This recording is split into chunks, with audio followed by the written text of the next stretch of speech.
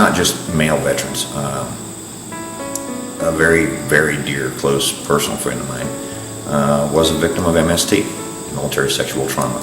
Something that most people don't want to talk about. It is an ugly thing that happens. When I came across English River Outfitters on their website, and it was probably the thing that drew me to ERO the most, Chuck actually talked about MST, military sexual trauma. What is it? What are the aftershocks, the after effects? And it was real, and it was honest, and it wasn't polished. And don't take that the wrong way. It wasn't a clinical approach to it. It was the approach of, here's what it is, and here's why we're not dealing with it right. It's that hidden thing nobody wants to know about.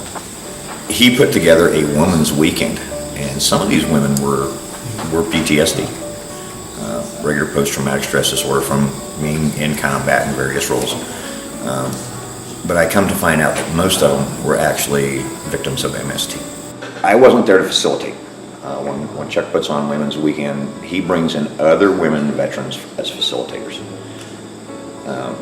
Because we don't know, as a male, it's difficult for me to really fathom all the issues that females may or may not have. And I know that, and I think Chuck knows that, and so he's smart enough to gather in the right facilitators, I guess you'd call it.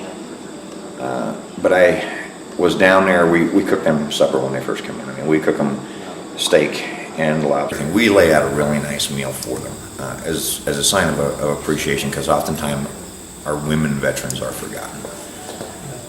And lo and behold, as I'm out there cooking and serving dinner, of course, you overhear the stories going on with these females, and frankly, they tend to open up quicker. So in that few hours that we're down there preparing and cooking and serving the meal, heard a lot of things, and was pretty astonished at how strong some of these women had been.